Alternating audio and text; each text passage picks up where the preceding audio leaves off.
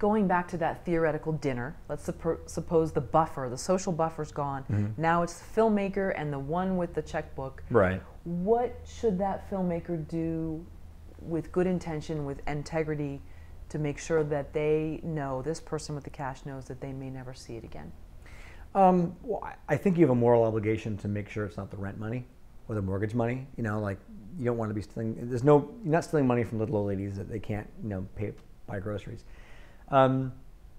Make sure someone who has. I mean, that's always easy to suss out. Is make sure this is fun money for them, and they're not going to see it for a while. But I don't know. You necessarily need to bring that up. If they bring it up, of course, you say, "Hey, absolutely."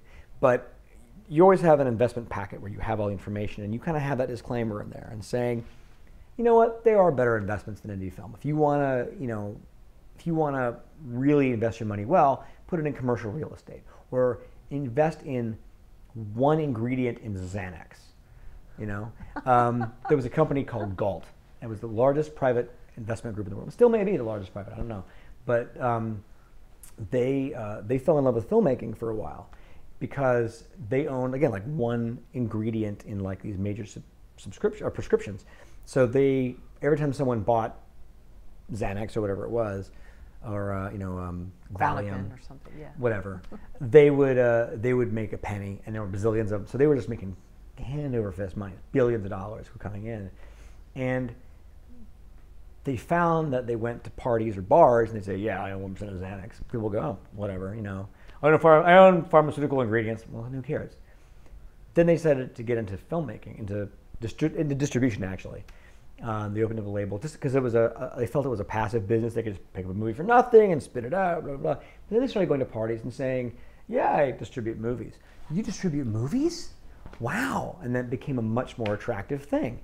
So they kind of fell in love with it simply for that reason. I think it's what you always go back to is when they say, "Well, I'll make sure I get a return on my investment." You say, well, unfortunately, when you're investing in the arts, the financial investment can take time to happen, or may never happen, or may be partial.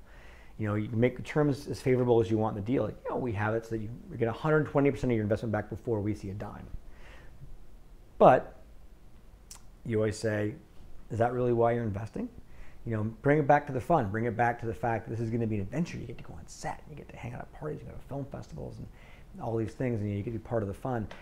We have an exec producer on Favor who put in some money, and she knew she wasn't going to get it back, or it would be a long time. But she loved the script, and she loved Patrick, and she's been a huge advocate for us still and involved. She's gotten very involved in the film, and she came down to the Q&As, and she started putting money into other films because she really just likes the dream. She's like, I'd rather be a patron of the arts and help get these films made and go see these things in front of audiences and just enjoy enabling artists than worrying about whether I get a return on my few $1,000s. It's not investing big sums of money, but I mean it's definitely helpful.